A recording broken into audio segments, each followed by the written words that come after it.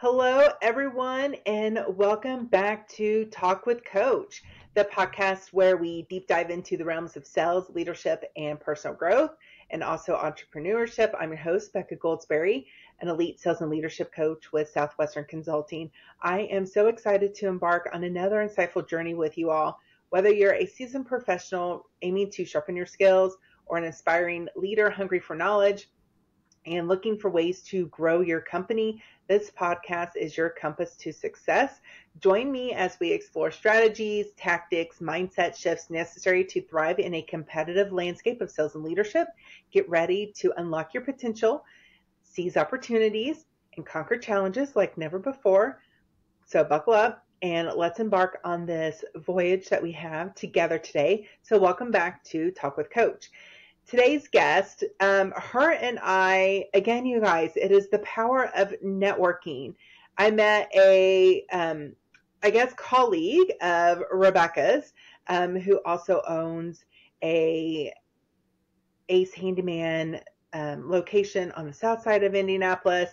She's like, oh my gosh, you got to meet Rebecca. So Rebecca and I met for coffee, and literally we have not stopped connecting and, talking and, networking, and we throw ideas off of each other, and we have just formed a great friendship as well. So again, going back to the power of networking, but you guys, let me share with you a little bit about Rebecca Simon.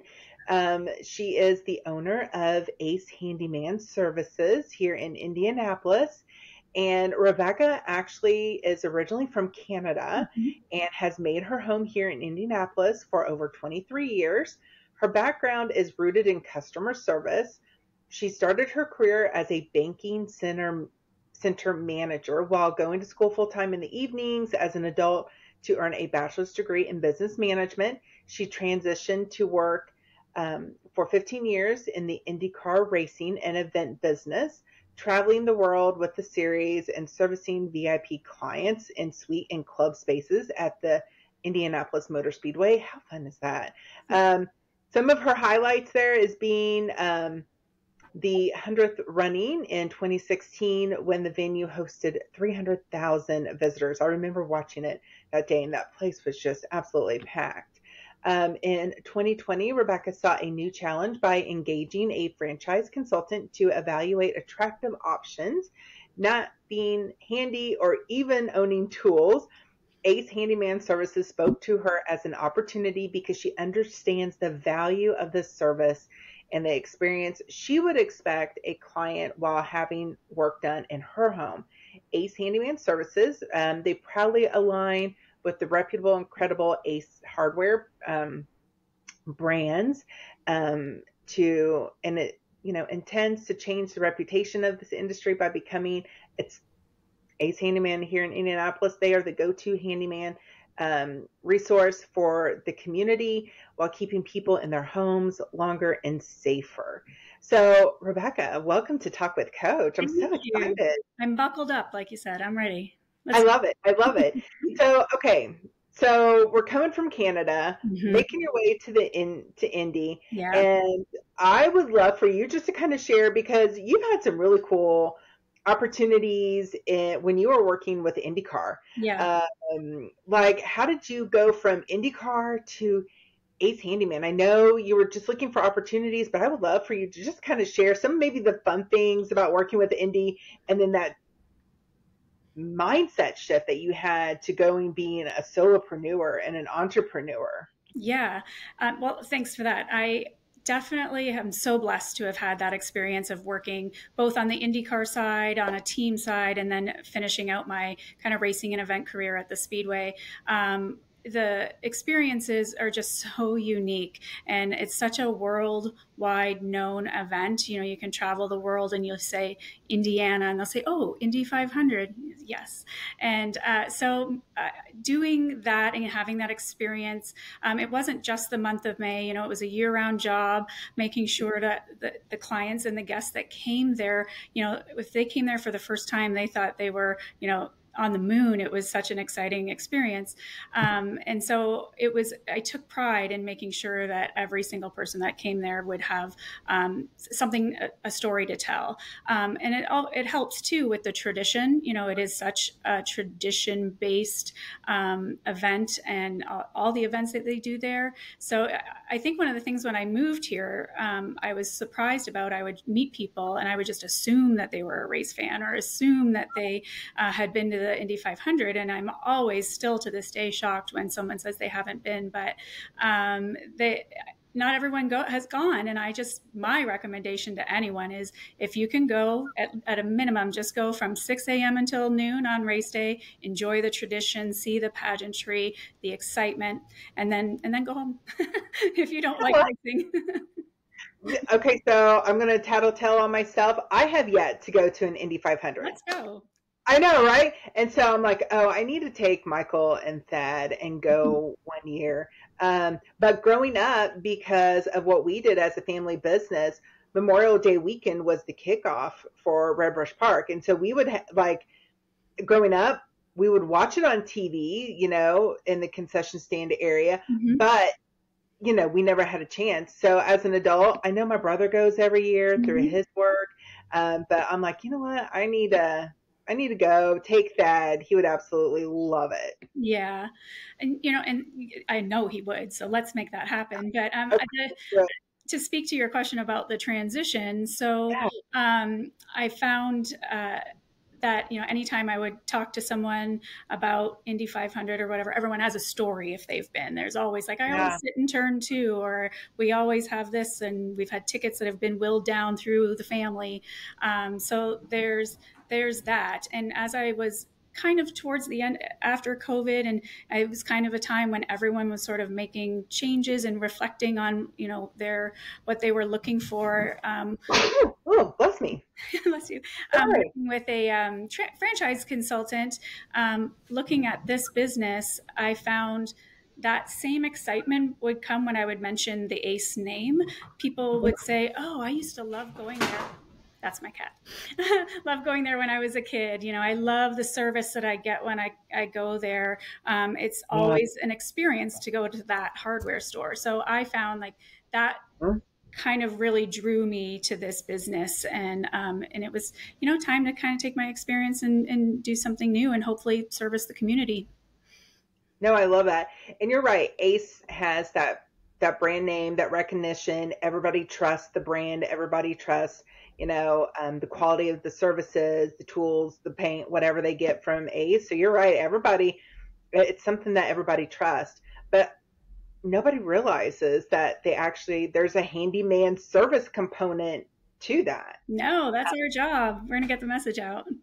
Oh, I love that. So fill us in, maybe some stories or some different ways that you actually help, all of us in our homes, because I love my husband. I love him to death. Yes. But my husband is not always the most handy.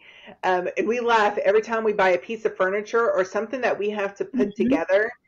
He does something backwards. Like he puts something on backwards and has to restart again. He's going to kill me if he knows I'm telling his secrets. But Michael's not always the handiest because his dad, Pop's never taught him much because Pop wasn't always handy either.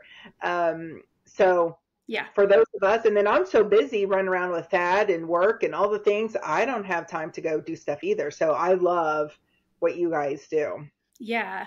Well, we'll call them well-intentioned, those husbands. Yes, very well. And this is a typical tale, and women are the deciders of home improvement. They're going to make the decision to get whatever work needs done. I don't have one of those husband things, but I have 3 cats and they're not handy either. So, and so that was really what drew me to this business as well. Other than the brand name, was I am not handy, but as you mentioned at the beginning, I didn't know who to call when I had pictures I wanted hung, furniture assembled, or maybe I banged something in the wall and needed some drywall. Who do you call? And so we're the answer to who you call. And I think the other thing too is because I do live alone, how does a woman or anyone feel when you have a stranger coming into your home, even though they're wearing a branded shirt and that kind of thing. There's still an experience that comes along with that. And so it was my goal to take my customer's experience career and bring that to the home improvement industry. Most people probably had a bad experience. The reputation isn't very good. So how do I help change that and make people feel comfortable in their home? Particularly if maybe it's an older couple or seniors that are trying to stay in their home. They too are trying to be cautious, not just with their money, but who they trust. And so I want to be that go-to person that said, oh yes, we know who to call, and it's Rebecca and her team. No, I love that. So when somebody's like, okay, I've got, a leaky faucet, I've got a couple fans and some new lights I need to hang up, or, hey, I've got, to replace, whatever it may be. Or I know that when the team was in my house, right before the handyman left, he's like, some of your doorknobs are a little loose. Let me go around the whole house and just make sure they're all tightened for you and straight. Like, didn't ask me to. Yeah, like, I was like, you know what? You're right, because Dad was a toddler at the time, and he would just shake all the doorknobs, like, all around the house, trying to figure out how to open the door. So when somebody's like, you know what, I have a list, kind of like the honey-do list, what's the next steps? What does that look like? Yeah, a list is that's the right place to start, because we work on time. We work in packages, 2, 4, 8-hour packages. We just recommend people like build out that list. What are the things that are bugging you that have been laying around and you don't want to spend your weekends doing? Put that on the list, prioritize it, and then you're going to give our office a call. Tiffany in our office, she's the first point of contact, and she's so knowledgeable and helpful, and it's her job to pair the right craftsman with the needs of your list. And essentially we would work through that list. And, if you had 10 things on there, we would work for the amount of time that we scheduled. And then if there were a few things left over, we would just set another appointment, but we would have got your most important things done. And you're going to feel good about having that behind you, and then make your next list for the next time. And hopefully that craftsman has won you over with his 5-star service, showed up on time and in uniform. And then you're going to call back and ask for that craftsman to please come back again. And you will see that experience will come back time and time again. No, I love that. And it's such an easy process. It really is. Mm-hmm. So if anybody all are listening there and you guys have this honey-do list, and you and your husband, or you and your partner or spouse, boyfriend, girlfriend, whoever, and you got this list and you just don't have time to do it, time is money. And there is an ROI. Yes. And so go out and save yourself the headache and the hassle, and just have somebody get it done for you so you can, be less stressed, right? I think what you guys provide is not just getting things done, but you actually provide a service where you help people become less stressed. Yes. Let's face it. Yeah. And that can be also a nice gift for someone that is kind of maybe won't take that step of their own, or maybe they've just moved into a new house and it'd be a nice housewarming gift. We want to have convenient availability within 7 to 10 days. So you give us a call, we're going to be out there quickly, and maybe you're saving someone else time and loving on them by offering our services. This is a great idea for Christmas. Mm-hmm. If you have aging parents, aging family members who they can't climb up a ladder, they can't bend down very well, or maybe their balance is off, this would be an amazing gift for them, just to get some of that done, because it's hard, as kids, to go do the honey-do list of the parents when you don't have a lot of time to do even your list. So I think this would be a great, gift for, parents. I've been here 23 years. I've moved 8 times, and I wish someone had gifted me this service. But and my house is now a 1940s house, so I have handyman stuff to do as well. So, yep, no, I love it. So, what was that transition like into entrepreneurship? What were some of the? I guess let's talk about what that step looked like and what were some of the things, I guess maybe the best business advice people gave you in the beginning? Yeah. This is a franchise, so you buy a model and a proven process. There's a lot of things that are, you take and you kind of open up the box and you do those things. But then there is a lot of not necessarily customization, but things that you're going to put your own stamp on. And I have learned so much. I didn't know anything about the home improvement industry, so it was definitely a departure from what I'd known before. So I had to learn, and I was willing to learn. One of my thought processes in getting into business ownership was, thinking I was getting away from the nights and weekends that we would do at events at the Speedway and around the world with IndyCar. But turns out, being a small business owner is hard, and it's supposed to be hard for a while anyways, until you figure out your efficiencies and get all the right people in the right seats. I'm doing a lot of work, but it's rewarding in the end because, we're providing work-life balance for craftsmen on our team. We're providing services for people in their homes. So at the end of the day, if we've done that, we have a 4.8 Google rating. So it's just really saying, I have these core values here. I'm going to take this process that has been, given to me by someone who's proven it, but now I'm going to say this is what I want it to mean. No, that's fantastic. So if somebody asked you, Rebecca, I'm thinking about starting my own business. What's the best business advice that you can give me? What do I need to do? Where do I start?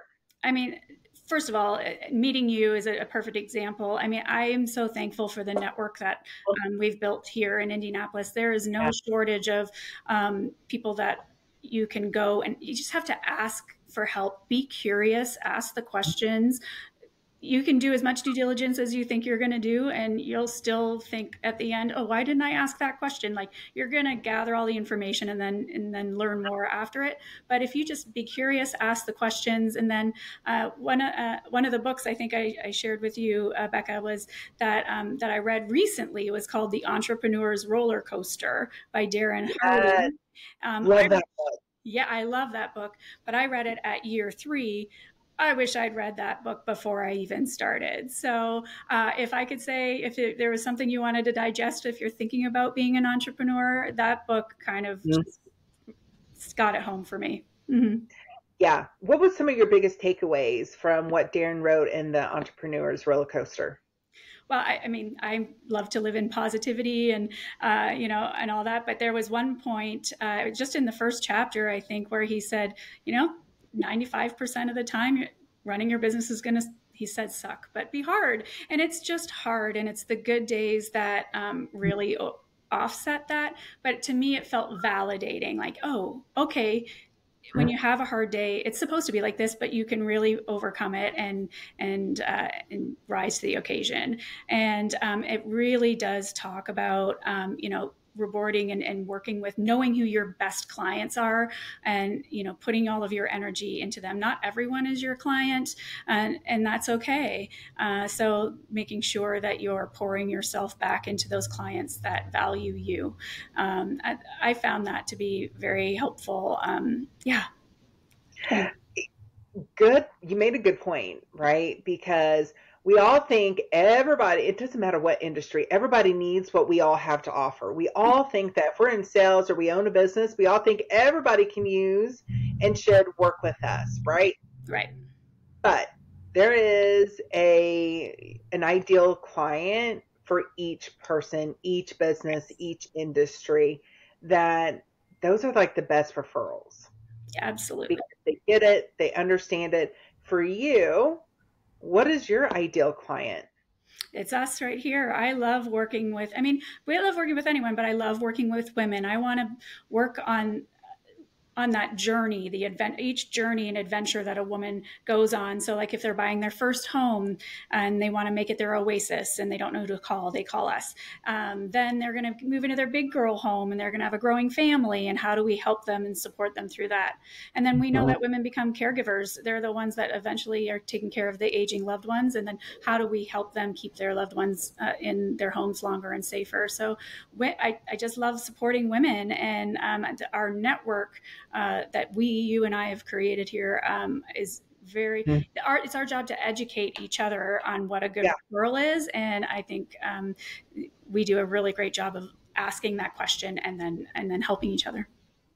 I agree. So Melissa Bowles-Smith, one of our good friends that we network with all the time and guests of the podcast here, she says that every time we're all together, women will likely refer, if you do a great job for her, she's going to refer you to 7 of her friends. Yes. And the statistic is that a guy will typically refer you once. So if you do an amazing job, for all of you entrepreneurs out there, salespeople out there, remember this: if you do a great job for a woman, she is going to sing your praises to her circle of influence, right? Her COI. She's going to, send out your business cards, tell her friends when they're together.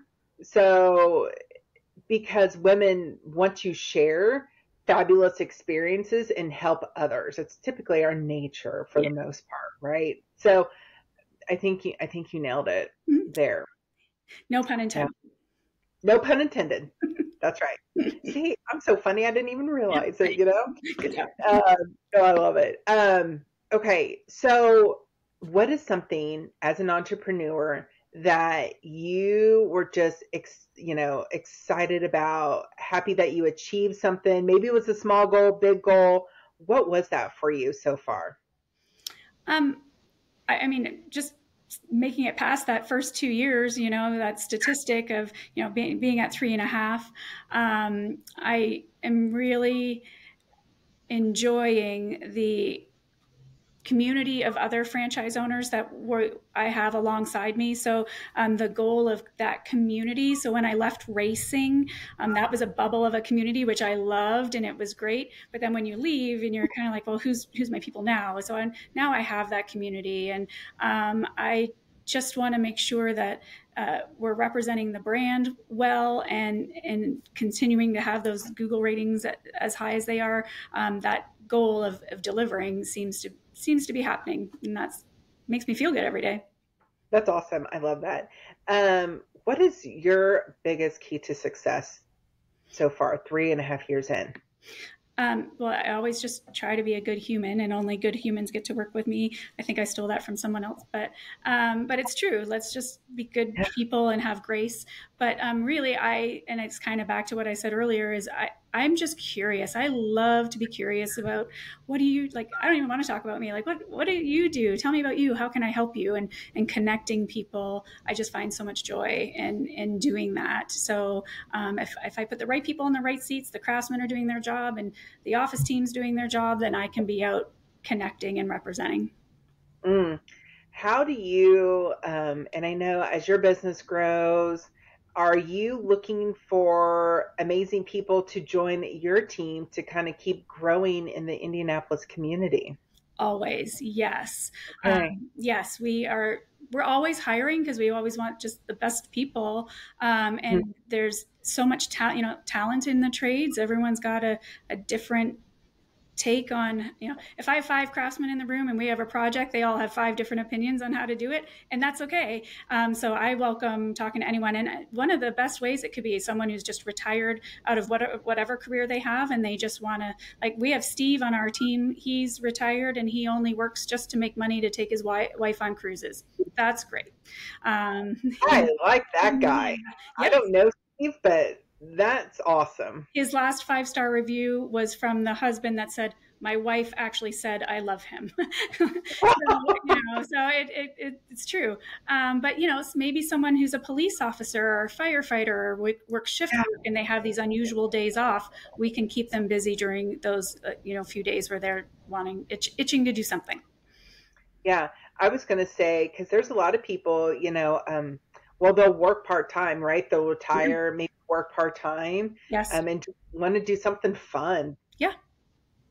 No, And then it's fantastic. still, it's 8 to 5, Monday to Friday, or whatever. We can be flexible with that part time, but then, no nights and weekends. So, go home and be with your family.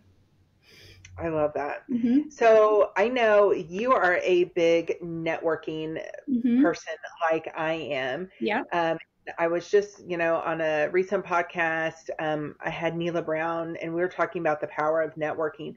For you, how do you network? How do you expose your brand? How do you build those networking relationships? What works for you, Rebecca? I there's so many you could network too much and not work. So sometimes you have to be super selective about where you spend your time. But so I belong to Indy Maven, which is just a wonderful women's lifestyle community. And I spend time at their events and on their online platform. But really, BNI has been my core networking go-to. I've been in and out of BNI for 20 years. It started when I was in banking, and I learned the question was early: do you want a cold call or do you want a network? And the answer was super clear. And it was a successful 6-year career of meeting my goals at the bank. And then I sold skincare, and I stayed in BNI, not because it was necessarily a hot seat in BNI, but it was because I didn't want to leave the community that we built there. And then now working in the trades, BNI has been extremely a wonderful way to be more even of a giver of referrals than getting them. I just feel like I can provide value to my clients because we have the go-to plumber, we have the go-to roofer, the people that I know because of BNI, they're going to take good care of our clients if we refer them to them. So that's been the core of my network. But then, all the things that you do, you're always setting up opportunities for us to get together, and I take advantage of that as much as I can. Absolutely. I don't know. I just like being around people who have that, as B and I would call it, right? The giver's gain Yep. mentality. And, if I can help you, I know you'll be able to help me down, right? It's just like, Yeah. and the more amazing people the bigger that network grows. And Yes. to me, that's one of the best ways to just build your brand, and what comes around goes around. Good things always come back to you tenfold. Absolutely. Yeah. So I love that. Okay. So I know with being an entrepreneur, Yeah. life gets really crazy at times. What do you do as an two-part question here? As an entrepreneur, what do you do to slow it down, or maybe reorganize your thoughts in the workspace, right? In the business space. Like when things get super crazy, how do you kind of grasp your arms around, the craziness at times? Yeah. Yeah, because it gets chaotic, and sometimes you do just have to step away. Like take a minute, go for a walk, or do whatever you need to do to reset. But listen to some affirmations, or whatever it is that you need to do to clear your head. But I think it's really comes back to there's a solution to every problem, right? And you're going to figure it out. And what think about every problem eventually does go away. You deal with it at some point and it's going to be gone. So why don't you just deal with it sooner and get it done? So it's sort of, you can take your minute, to cry, yell, wallow if you have to, but really you just get down to business and get it behind you if there's a challenge. But I'm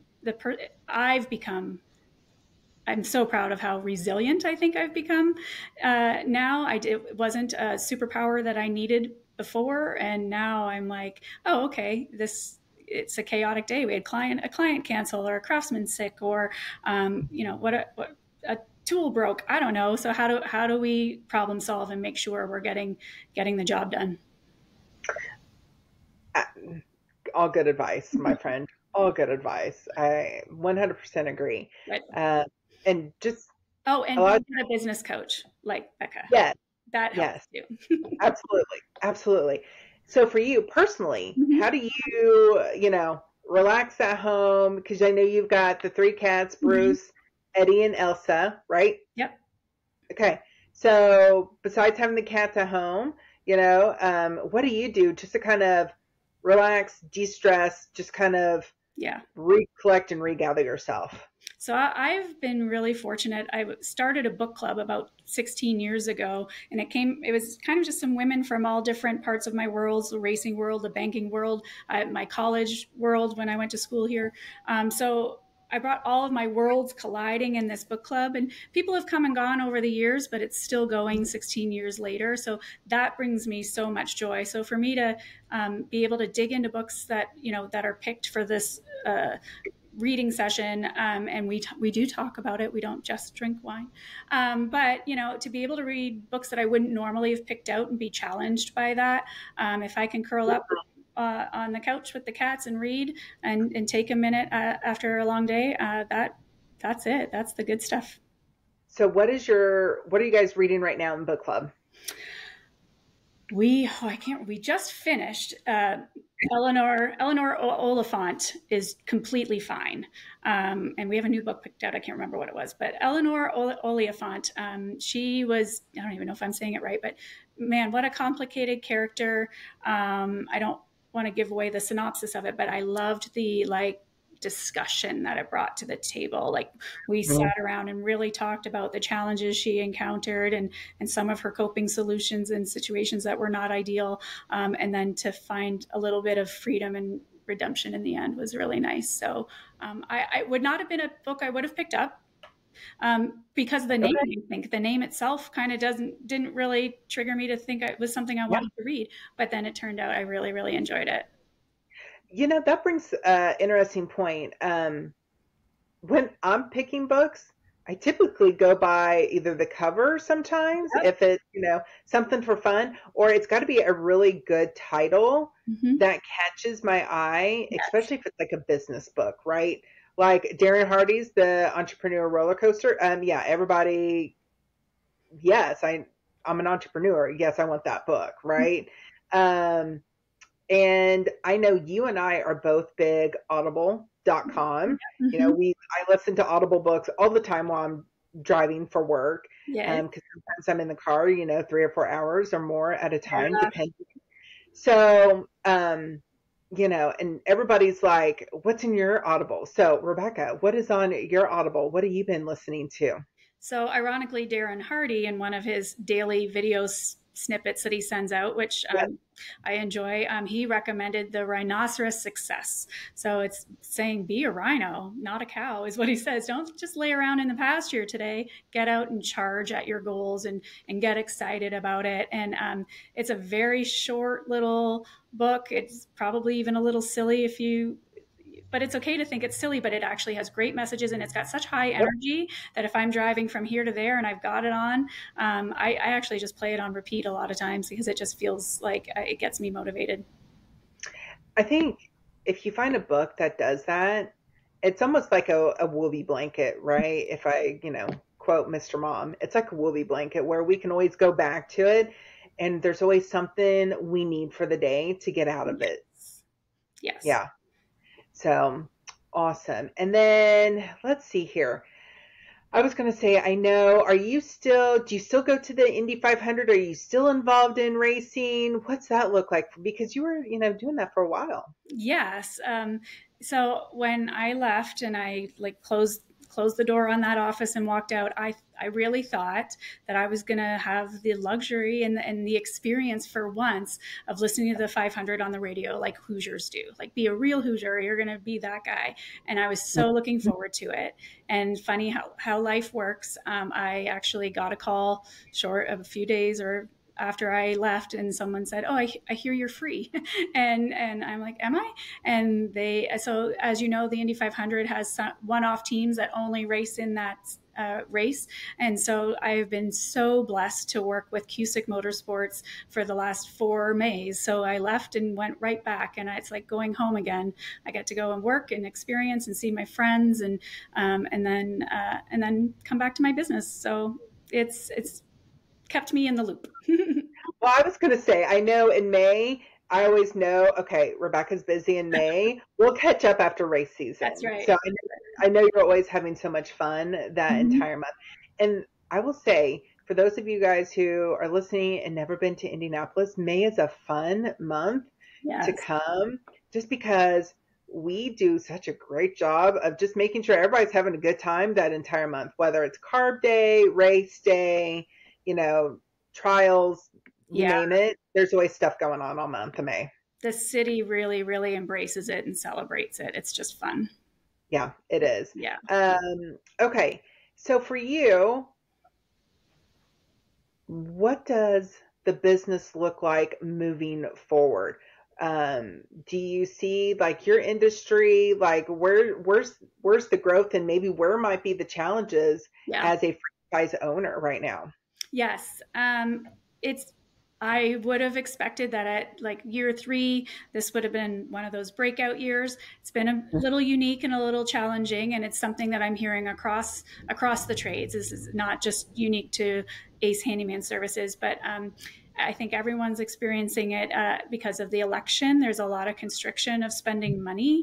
In fact, Home Depot did a whole article and story on the big news networks about how people aren't buying as much in their stores because of that constriction of spending. That people are just waiting. They're waiting to see what's going to happen. So I guess I'll have to wait for that breakout year of being helpful around Indianapolis for next year, but we'll be ready. And I am so lucky to be supported by 2 other Ace Handyman Services franchise offices here. So wherever you are in the city, between the 3 of us, we can help you and service you. So where do we go from here? Is we just get the word out, because we know people don't know we're here, but it's also grow that team, create employment opportunities, and really just figure out how do we fill that gap of between general contractors and do-it-yourselfers. If you don't know who to call, you call us. So, yeah.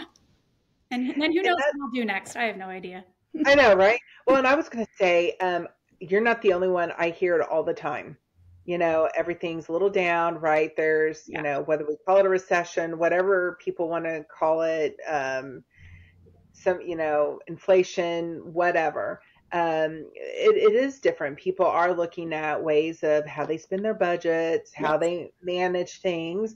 And it's funny, everybody I talk to lately, and I can like tens, you know, maybe close to hundreds of conversations over the last few months of everybody is expecting things to turn after the election. Like, it's like everybody is just waiting, you know, just to see what happens. Either way, whoever gets president, they're just waiting to see, and then they'll make decisions afterwards. So it's just the election year. I think it always happens. It's this little cyclical thing that people do, maybe not realizing it. That's right.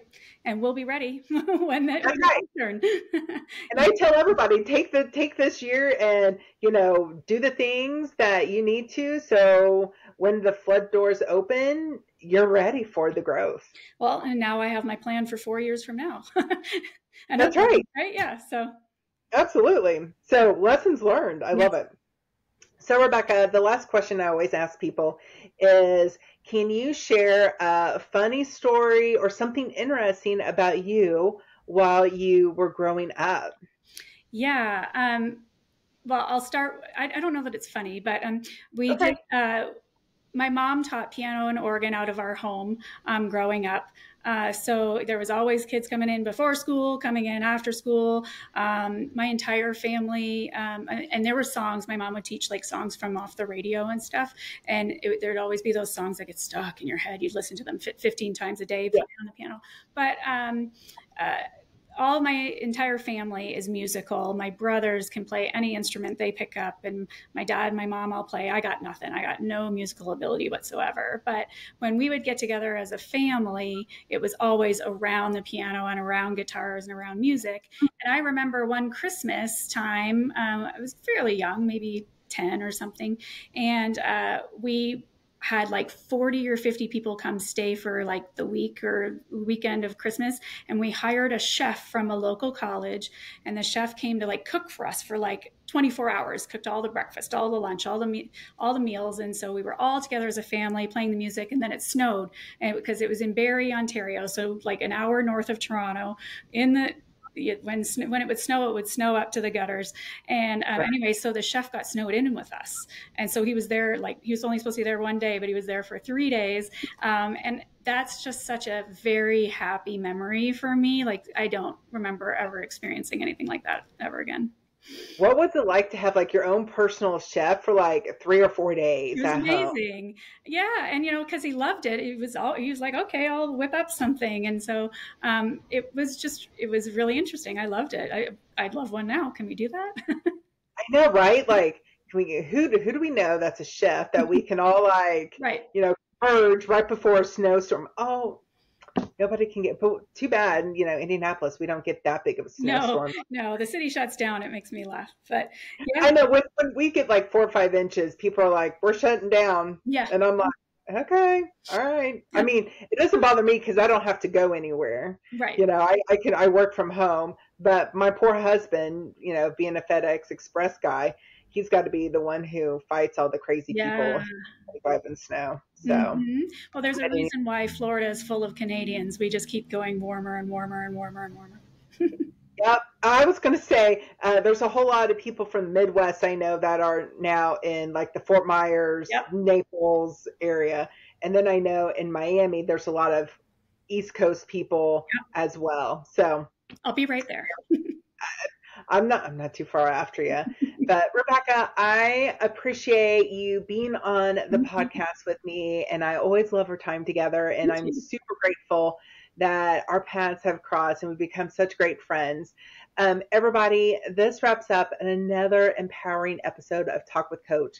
I hope you found today's podcast insights valuable and actionable. Remember, growth is a journey and every step forward counts. If you enjoyed today's episode, don't forget to subscribe and like to the podcast and on my YouTube channel as well for more inspiring content. And hey, I'd love to hear from you. Share your thoughts, questions, and topic suggestions by reaching out to us on social media or through the website. If you would like to schedule a one-on-one call with me to learn more about Southwestern Consulting's coaching program or corporate training services, please click the link below to schedule your call. Until next time, keep striving for greatness, keep pushing your limits, and remember your success story is waiting to be written. This is Becca Goldsberry signing off. Take care and make it a blessed day.